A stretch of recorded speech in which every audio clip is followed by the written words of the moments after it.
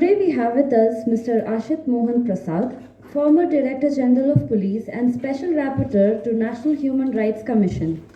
Sir is a dedicated public servant and expert in the field of economics and law. Sir has completed his MA Economics from Delhi School of Economics, LLB from Bengaluru University, and MBA Masters in Business Laws from the prestigious National Law School in Bangalore. He joined the IPS in 1985. He has a wide range of experience and expertise as a lecturer in economics in the Delhi University and as District SP and DCP. He also served in the Intelligence Bureau of the Government of India. Sir retired as DGP, Fire Service, Home Guards and Civil Defence. For his dedication and focused efforts and service, he was awarded the prestigious Police Medal for Meritorious Service and the President's Police Medal for Distinguished Service. I would now like to invite Sir to deliver his address on human rights and war, issues of global justice, and provide his comments on the papers that were presented. Okay, thank you very much, and very enlightening presentation by all the three team members. Now, just to give you a brief introduction, the topics are very relevant. The first one was on gender justice, second one was on technology, and the third one, of course, was on data protection. Now, as you have all rightly highlighted, and all your presentation are very well researched, it brings out the point how inadequately we are equipped to handle human rights. Why do we say human rights? Because we are in a civilized, democratic society. We are not in a barbaric society. And therefore, human rights has a paramount importance for each one of us. That is why we keep talking of human rights. If we were not a civilized society, if we were not a constitutional society, if we were not a democratic society, there was no need to talk on human rights, because the person who controlled the power decided to what extent we should give you the human rights. But India being a constitutional country, you all remember we have a well-drafted Indian constitution. And you also know, being a law student, fundamental rights are incorrigible in the sense that we cannot deviate from fundamental rights. Any law made in India, if it deviates from fundamental rights, it becomes null and void. That is how the legal scenario exists today. Therefore, when you highlighted that gender justice is a very significant day today, you gave the example and illustration of Iran, and you all would recall today the headline is Nobel Prize given to an Iranian author. Now I am taking that name because the author herself is in the jail. She is behind the bars for last 2 years since 2021. What is the reason for being behind the bars? Because she was, in Indian parlance, what we call fighting hijab, or what we call veil. The Iranian women subjected to so much of limitation, and she was votary against that, and therefore the Iranian authorities repeatedly kept putting her in the jail. And today the footnote of Nobel Prize says, we appeal to the Iranian government to release her from captivity. Now that is the importance of gender justice. You should not be discriminatory between men and women. If men have freedom of dress, freedom of expression, why should women be deprived of that? And the society which has equal treatment to all, what we say in Indian parlance, equality before law. What is equality before law? Men and women are treated same. Within men, all are treated same, whether you are a privileged society or whether you are a marginalized society. That is our emphasis all over. So in gender justice, you have rightly given the three examples of Saudi Arabia, Yemen, Iran, and of course you missed out a very famous case of Pakistan, that young girl who was shot and survived and went abroad. She was given Nobel Prize for Peace. And why was she given Nobel Prize for Peace? Because she was encouraging women education. She became a symbol of women education in Pakistan. And today she stays in Western European country, mostly England. And she has been doing a wonderful job, not only as UN ambassador, but also promoting in all the deprived section of our globe, going there, trying to promote women education. So this is how we have some role models. And why do we need role models? Because we need somebody to champion the cause. Unless you champion the cause, you shall always be subdued. These issues will not come to the forefront. Therefore, the topic of gender justice has been rightly taken, rightly illustrated, and I must compliment the group for having given a very profound presentation today before all of you. The next one, of course, was technology and criminal justice system. Now, let me give you an illustration. What is technology? The first thing that comes to our mind is internet access. And what is internet access? Article 19, freedom of speech and expression. Now with internet, what has happened today? The whole expanse has widened. You can express yourself on internet. Your views can be known. You don't need a loudspeaker. You don't need a room like this to talk. The moment you express yourself, it goes beyond the limits, not only of your college, but it goes beyond country, across the globe. And your views are well taken. That is how you will find today a lot of college students expressing themselves openly, freely. Now what does it happen? Again, Article 19 gives us a total freedom. But if you see Article 19 of Indian Constitution, there is a restriction also. If your freedom of speech affects my freedom of speech, then it needs to be controlled. You can't have a chaotic society existing in our country. You cannot hate me, I cannot hate me. What we call in our recent journalistic parlance, hate speech.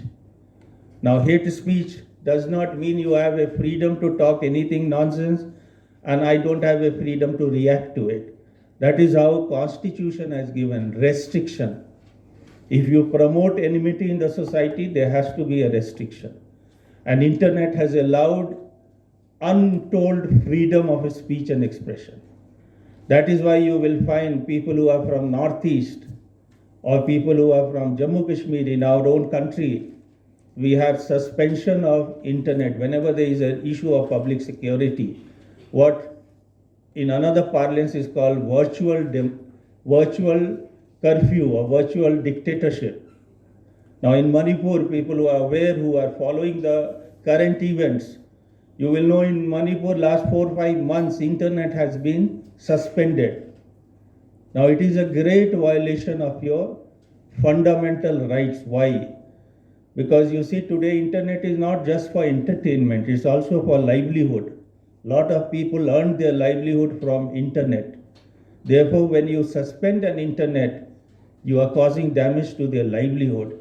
And you cannot do it so frequently as if to affect it. You can do it once in a while, but you can't do it on a regular basis, on a continued basis. And the Supreme Court is seized of the matter.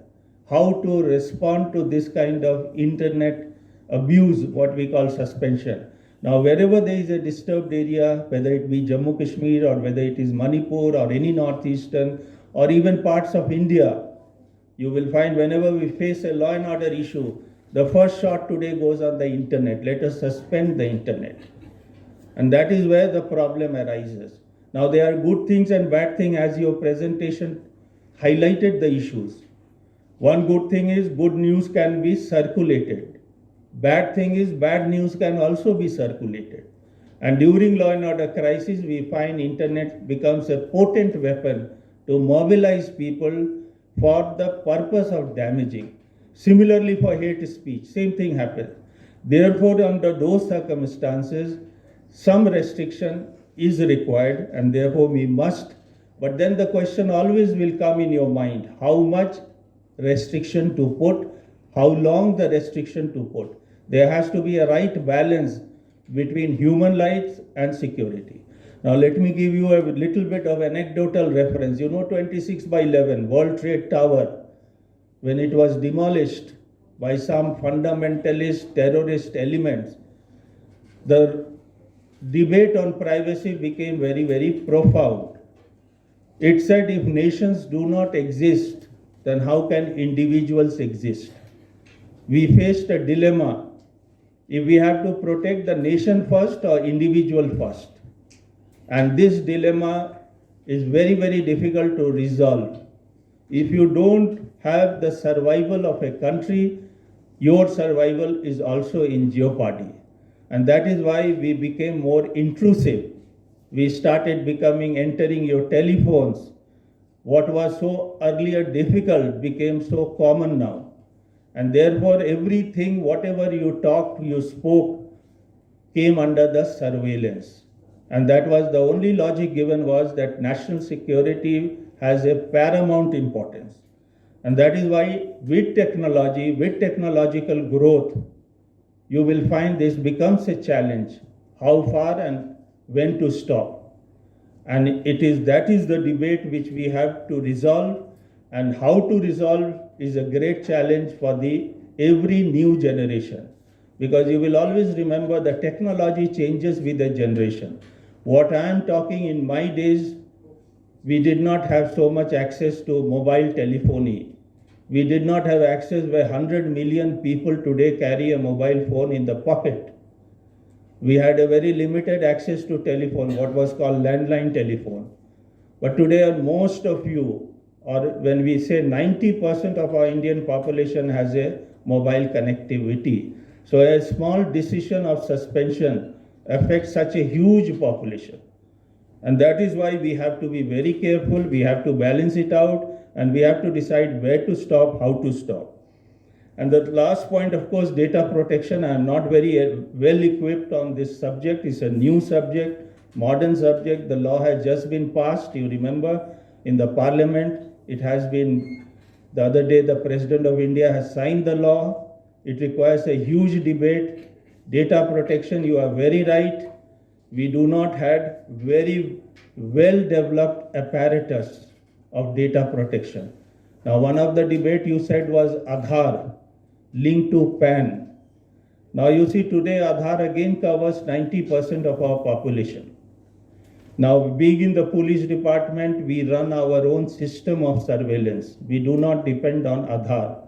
So far, the courts and the Supreme Court has not allowed police department to access Aadhaar. They might have given it for your KYC purposes. What is KYC? You know your account, know your customer. But for criminal purposes, we do not have access to Aadhaar. If you ask me, being a former police officer and being an active police officer, we should not give access, because it may lead to misuse of data. It may lead to innocents being harassed. That is why we need to keep our criminal justice system separate from what we have done in digitization, that is called Aadhaar. Because in Aadhaar, a lot of data has been captured. Now, in the Data Protection Act, you will also recall, for security purposes, data protection will not be granted. Again, the question, we revert back to the same question, national security versus individual freedom. Which is paramount for you? If you are an individual, we respect you, but the problem is nation must survive. Nation cannot melt away. Nation cannot disappear. And that is our commitment. And that is only when we shall be able to maintain the individual security. So data protection, of course, I compliment you. Very nice presentation. But I won't get into the detail because I myself have not read the Data Protection Act. And I'm not in a position to give a lot of comments on that. But it's a very well done effort. Must compliment you. It's a new subject, developing subject. You know how much debate it took in the parliament to come to this bill. It has come after 2-3 major overhauls. People were not able to decide where to start, how to begin. But somehow we have actually formalized a bill, and I hope it does serve some purposes. Now let me come back to the issue of national security and what we are talking of human rights. Now, let me give you a very simple example. Today, this matter is in great public forum. Why is it in forum? You saw the Canada controversy. A lot of people must be aware about what has happened between India and Canada. Now, a prime minister of a country making accusation against a country like India is a very serious matter. It creates a lot of debate. It creates a lot of issues also. And a lot of our young children have migrated or gone for studies to Canada.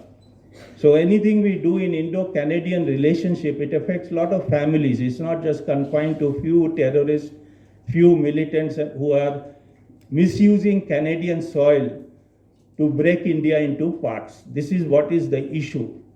Now again, you see the balance is required. Why Canada is at the wrong or India is at the wrong is a debate to be discussed in a very profound way. We cannot comment. But normally, let me tell you, India follows the rule of the law. We don't deviate from rule of the law. What is rule of the law? Again, we are back to fundamental rights. Nobody should be condemned only through due process of law. This is what our fundamental dictum in criminal law is. If there is a process, I accept. So even if I have to give you a death sentence, I must follow the due process of law. This is what we subscribe to. This is our constitutional belief. Now, for Canada, for India, the issues are much more deep. If somebody tries to shelter people who are dangerous to our national security, is it not the duty of the other country to hand them over for legal process in our country? That is a fundamental issue. You see, there is a background. You were all not born. We were all students in 1985. Air India flight from Toronto to New Delhi with 329 passengers was blown in the mid-Atlantic. This was the height of Khalistan movement. None of them survived. Before that, a dossier was sent to Canadian government, not only to extradite people who were likely to cause damage to this kind of security, but the government was very lukewarm, and it led to the blast of Air India, where 329 people from Indian origin died. It affected so many families. We were helpless. Now the issue is very simple. Whether laws should be followed or not, or whether by migration it gives you an immunity to breach the Indian law. That is an issue which we need to debate in great detail. And I don't want to get into the details of the whole thing, but my human rights at the cost of your human rights is always an issue. Therefore, who is the best arbitrator? Being a law student, you must always remember two things are very important in criminal justice system. Police is the first interface. And who is the arbitrator? Our judiciary is the arbitrator. They must decide where and how far. And that is where we keep looking at the judiciary whenever we are in doldrums, whether the judiciary will be able to uphold our human rights. And that is why, lot of times Supreme Court has given lot of verdicts that even an arrested man in India today enjoys fundamental rights. You all know it. Even a convicted person requires to uphold his fundamental right. That is why all these judgments came. Lalita Kumari. Then we had judgments where FIR copy need to be compulsorily given to all the accused and complainant. So all these are upholding of human rights. Lalita Kumari, a minor girl kidnapped. Father runs from pillar to post. Tries to get an FIR done in a police station, the police does not respond. Finally, what happens? He has to approach the court, and that is where these guidelines on registration of FIR came through. If a cognizable offense is disclosed, you must register an FIR. Then we had a famous in 1980s, a famous case of called Bhagalpur blindings. You know what happened? Under trials taken inside the jail to teach them a lesson. Acid was poured in their eyes. When they were made to appear before the court, they did not have any legal representative. No lawyer was allowed to represent them in the court. What happened then? There is a right. Each accused must have a right to a legal representative. And that is where the Supreme Court formulated the law that even at the state cost, you must have a legal representative. If I can't afford a lawyer, the Legal Services Authority must provide a lawyer. So you see, we have evolved over a period of time.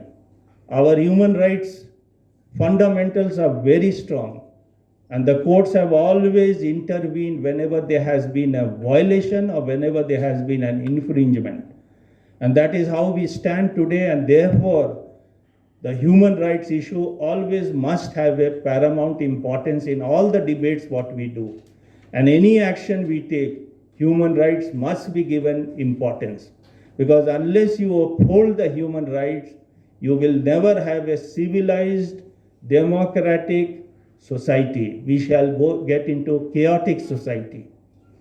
And that is with this point, I want to close my reference today, and I want to close my comments today to you that always uphold human rights, whether you are sitting on this side of the bar or that side of the bar, whether you are defending the accused or the defendant or the respondent, you always have to uphold the human rights. Then only we will have a proper delivery of the justice system and access of justice to each and everyone. So with this, I thank you all for inviting me today, and I am really impressed with the quality of paper presentation which you have done. Thank you very much.